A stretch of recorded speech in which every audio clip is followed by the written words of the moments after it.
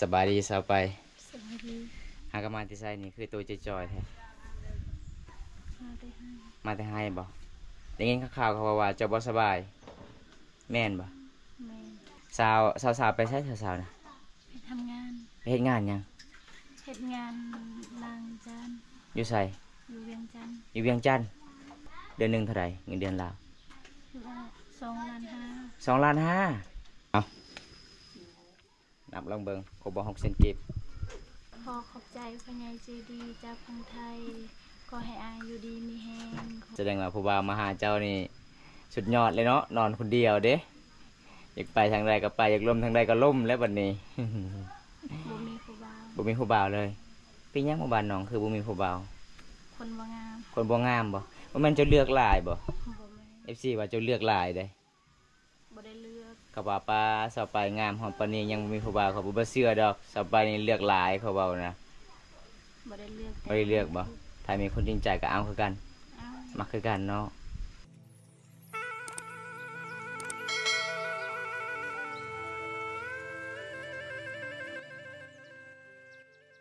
เอาทักสวัสดีทุกคนสวัสดีบรรยากาศยามตอนเช้าทุกคนวันนี้บัมตากะมาเดินทางอยู่ที่ชนบทหมู่บ้านฟูนเมืองมีทุกคนเลยวันนี้บัมตากะไปเยี่ยมไปยามสาวไปพี่น้องจะให้ตังค์คอผู้ใหญ่ใจดีจากประเทศไทยครับบัมตาไปสะพานบุญให้ตอนนี้ก็คือบัมตากะมาเดินทางหอดหมู่บ้านน้องนะทุกคนเลยเพราะว่าบัมตาติดภารกิจหลายบ่ได้ไปเยี่ยมไปยามน้องตกประมาณ 3-4 เดือนเลยทุกคนนี่ได้พอสาวคนงาม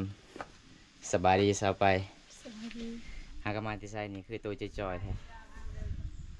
มาได้ให้มาแต่ให้บ่ได้ยินข่าวๆเขาว่าเจ้าบ่สบายแม่นบ่แม่น4 มื้อ3-4 มื้อบ่ได้กินข้าวเลยอ๋อบ่ได้ไปกวดอยู่ห้องหมอบ่มีเงินบ่มีเงินสาวไปใช้สาวๆนะไปทำงานไปเฮ็ดงานหยังเฮ็ดงานล้างจานอยู่ไสอยู่เวียงจันทน์อยู่เวียงจันทน์สาวซิวเด้อยู่เฮือน สาวซิวอยู่เฮือนสาวไปแล้ว ไปแล้ว โอ้ทุกคนสาวไปเฮ็ดงานไปรับจ้างแล้วเด้อพี่น้องนครหลวงเวียงจันทน์ล้างถ้วยล้างจานพุ่นบ่เดือนหนึงเท่าไหร่เงินเดือนลาวอยู่ว่า2,500,000 2,500,000โอ้มันก็เบิดเลยเด้ตัวนี้หานครหลวงเวียงจันทน์จ้างค่ารถก็ตกประมาณ1 ล้านกีบเด้สาวอยู่ได้จักเดือนแล้วเดือนหนึงแล้วเจ้าคือบ่อยากไปเฮ็ดงานนำสาวอยากไปนะ ๆอยากไปคือกันอ๋อถ้ามีเงินก็สิไปคือกันผู้บ่าวเจ้าบ่ให้บ่คันเจ้าไปเฮ็ดงานบ่นะมีผัว บ่มีผู้บ่าวอีกแล้ว น้องว่าบ่มีผู้บ่าวทุกคนน้องท่าโดนบอมตาบ่ได้มาเด้อทุกคนเลยบอมตาก็ติดภารกิจหลายไปสะพานบุญหลายๆหมู่บ้านหลายๆชนบททุกคนก็เลยบ่ได้ไปทางนี้ทุกคนมื้อนี้ก็จัดอาหารตามคำขอผู้ใหญ่ใจดีจากประเทศไทยก็เลยพาบอมตาให้บอมตาไปเยี่ยมไปยามก็เลยบอมตาก็มาหอดจอดถึงเฮือนน้องก็บ่สบายแน่หลายวันบ่มีเงินสิแปลงโทรศัพท์เพิ่นว่าโทรศัพท์เจ้าเพหรือบ่เพหยังโทรศัพท์เจ้านะ นี่เอแล้วเจ้าแตกแตกเลย แตกแล้วประมาณเท่าไรคันถาดใส่ไหมบ่ฮู้บ่ฮู้คือกันบ่เอานับลองเบิ่งครบบ่6เซนกีบดีใจบ่ดีใจขอบใจพ่อใหญ่ใจดีนี่เด้อขอขอบใจพระใหญ่ใจดีจากพังไทยขอให้อายอยู่ดีมีแฮงขอให้อายได้เงินกลับคืน มีแต่สำนี้ ฉันนี่บ่ ใจได้บ่ให้บ่ใจบ่ได้ให้เลย ให้ ให้เบิดเนาะ หลังจากสาวๆไปเฮ็ดงานก็คือน้องคิดฮอดอยู่บ่หมู่คู่นะคิดฮอด คิดฮอดก็คือเจ้าก็ยังไปนอนอยู่เฮือนเรานอนอยู่เฮือนยา อ๋อนอนกับสาวซิวผู้เดียวเจ้าอีกโอ้แสดงว่าผู้บ่าวมาหาเจ้านี่สุดยอดเลยเนาะนอนคนเดียวเด้อยากไปทางใดก็ไปอยากล่มทางใดก็ล่มแล้วบัดนี้ บ่มีผู้บ่าว บ่มีผู้บ่าวเลยเป็นหยังหมู่บ้านน้องคือบ่มีผู้บ่าว คนบ่งาม คนบ่งามบ่ว่ามันเจะเลือกหลายบ่ บ่แม่น FC ว่าเจะเลือกหลายเด้ บ่ได้เลือก เขาว่าป้าสาวไปงามหอมปานนี้ยังบ่มีผู้บ่าวเขาบ่เชื่อดอกสาวไปนี่เลือกหลายเขาเว้านะ บ่ได้เลือก บ่ได้เลือกบ่ถ้ามีคนจริงใจก็เอาคือกัน เอา มักคือกันเนาะถ้าได้เงินนี่แหละก็แปลงโทรศัพท์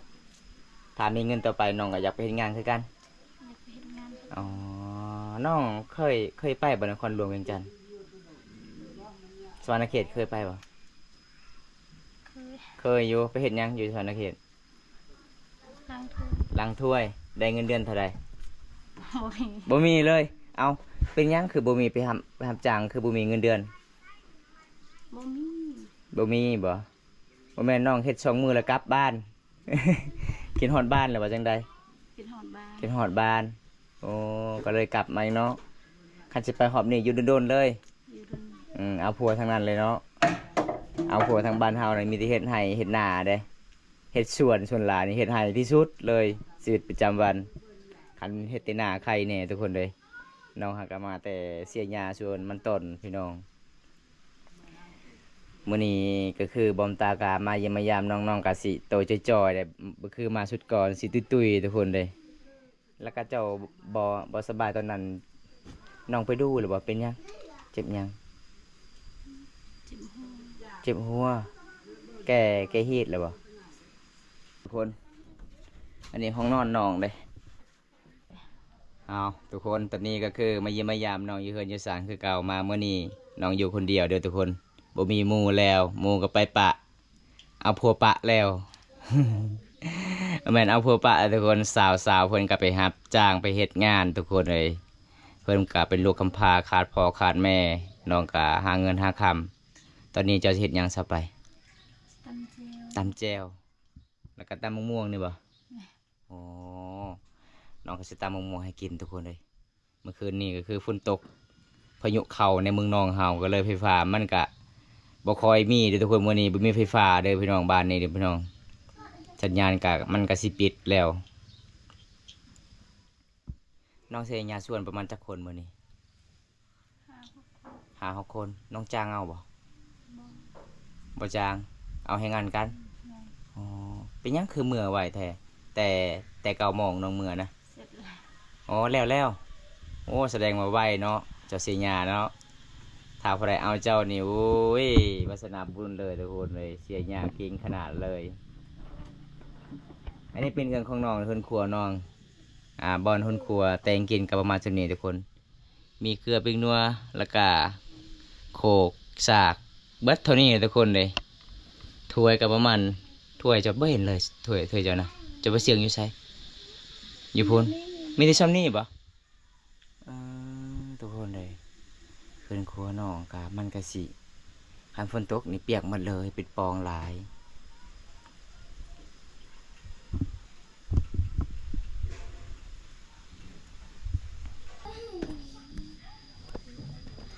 ตามเอาเนาะมะม่วงเนาะไม่ได้ตามนิชมเลยให้น้องตามมะม่วงให้กินทุกคนมาเยี่ยมมายามน้องมื้อนี้บอมตากะไปสะพานบุญให้ผู้ใหญ่ใจดีจากประเทศไทยสงสารน้องผู้ใหญ่ใจดีสงสารน้องอินดูน้องอยากแปลงโทรศัพท์แปลงแล้วก็คือน้องอยากไปเฮ็ดงานอยู่นครหลวงเวียงจันทน์คือกันทุกคนเลยหาเงินหาคำเงินเดือน2.5 ล้านก็เจ้าอยากไปบ่สาวไปอยากไปเนาะค่าจ้างรถนี่1 ล้านกีบพี่น้องไอ้เพื่อสิฮอดนครหลวงเลยพอดีมือเจ้ามานี่ได้เงิน2.5 ล้านยังเหลือ1.5 ล้าน บ้านเฮาบ่มีบ่อนรับจ้างเลยทุกคนเลยส่วนหลายคนบ้านนอกบ้านหน้าบ้านเฮานี่อยู่ในบ้านนอกก็คืออยากเห็นอยู่ในแต่เมืองบ้านไปอยู่ในแต่เมืองแล้วอยากกลับบ้านคิดฮอดบ้านคือเก่า บัดอยู่ในมันดอกตลอดก็คืออยากไปอยู่ในแต่เมืองอยากไปเที่ยวในตัวเมืองบัดมาฮอดตัวเมืองเงินขำบ่มีก็คืออยากกลับบ้านคือเก่าเด้อทุกคน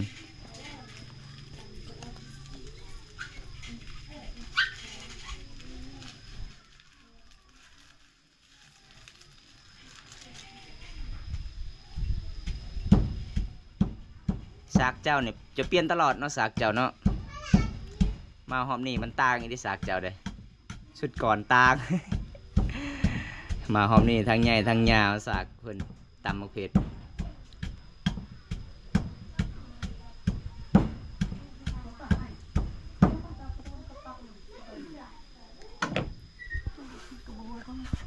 ยังเอายังอีกหาบวงนั่นนะไอ้เด็กบุปผาวะทำไม bữa mày nè nè đừng cúp bớt mình nè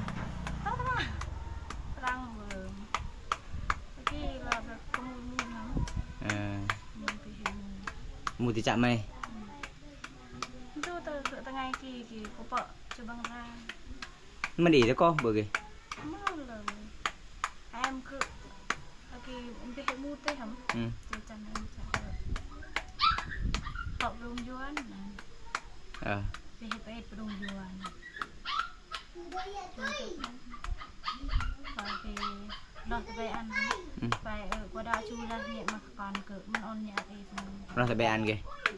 lọt về em cỡ cỡพอcái chui ta bằng ràng kiểu vẫn tôi tao này như kẹo nha này จะกี่จะเมน và các em cự prai thì cự vượt bờ chợ băng tét của bạn về lại băng tét lục cả đầm mình đang từ nào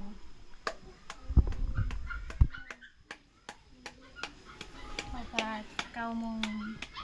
กำลังสะดาว tay xong và cái ta mơ thì điệu này มันดังตัวเลยไหม đang từ nói như đôi nhi em hả สลบทัก ờ คลิปไปไหมปุ๊กปล่อยจนตะกี้เลยแต่เบิ้ล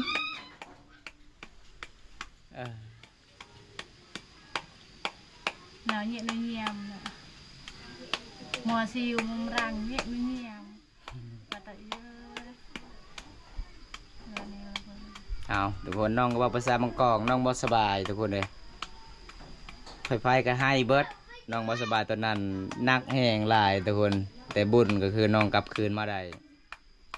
สงสารน้องหลาย แปลกเลยเนาะบาดเจ็บบ่ได้ขายอยู่ดีๆสลบไปก็คือ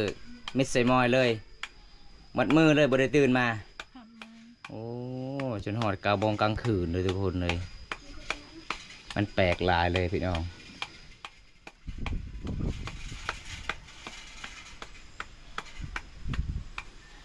ตอนนี้น้องสาวเพิ่นก็สิตำมะม่วงให้กินทุกคนเลยกินหอดบ่วงบ่ได้กินหอดเลย màคิดhọ บ่กินหอด มีแฟนเลย เนี่ยคนมีแฟนแล้วสาวไปบ่อยากกินหอดเลยเด้อจะใส่หยังไง น้ำตาล อีหยัง เทียม ผักเทียมผู้ชายเด้บ่ใส่ผู้ชายนะจะว่าผู้ชายตัวนั้นเด้อะชายบ่ขิงเด้อทุกคนบางคนบ่เข้าใจว่าผู้ชายก็คือบ่แม่นผู้ชายเด้อพี่น้องเป็นขิง เบาวงมีผู้บ่าว มีผู้บ่าวแล้วบ่วงนะ มีผู้สาว ผู้สาวลาวอยู่บ้านใดงามบ่ผู้สาวลาวอะ งาม งามเนาะโอ้น้องก็สิอีกบ่โดนน้องก็สิไปเฮ็ดงานคือกันถ้ามีเงินสิจ้างรถน้องว่าคิดฮอดสาวๆไปปะแล้ว ไปหาสาวนครหลวงเวียงจันทน์แล้ว น้องว่านอนคนเดียวเหงาบ่มีหมู่มานอนนำปกติก็นอนนำกันกับสาวๆ2 คนเนาะสาวสิวเราไปนอนอยู่บนเข้าบ่อยู่บนหมู่ ไปนอนอยู่ข้างนอก อ๋อ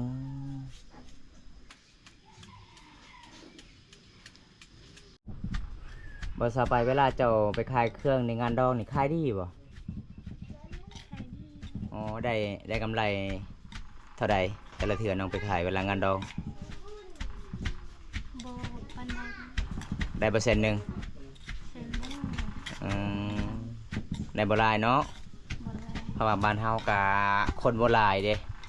ขายเครื่องคองกับบ่ค่อยดีปานใดแต่พอได้ซื้อสบู่อาบน้ำเลยทุกคน เวลาน้องไปอาบน้ำนี่ยังไปอาบน้ำคุยสปริงบ่มันแห้งแล้วน้ำน่ะบุกแล้ว มันแห้ง อ๋อเวลาไปตักน้ำกินเด้อยู่บ้านปะเสียไอ้พุ่นอ๋อโคตรไกลเลยทุกคนเลยนำบ้านน้องไปตักตอนนั้นก็คือมันแห้งแล้วมันบกแล้วจะกินได้คือกันบ่ม่วงๆนี่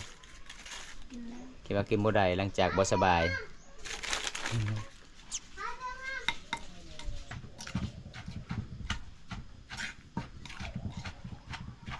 คือบ่ได้ตัดหนังนี่ เจ้ากินข้าวเช้าเลยบ่เอาก่อนสิกินส้มนี่เพิ่นต้องเอาสาดมาปูก่อน เพิ่นว่าเวลาแขกมาเฮือมาซานนี่บ่ปูสาดนี่มันบ่คือกันทุกคนเลยมันเป็นตามประเพณีชุมพรบรูบ้านเฮาพี่น้องเพิ่น3 บ้าน2เฮาบ่รู้หลาแต่สำคัญที่สุดก็คือน้ำกินเขาเจ้าเอามาก่อนแล้วก็ปูสาดนี่ล่ะชุมพรบรูบ้านเฮา ใจดีทุกคนหลายเลยทุกคนขนาดบอมตามมาน้องก็ยังถามว่ากินข้าวกินน้ำหรือบ่มาสบายMC เลยเด้อกินน้ำกัน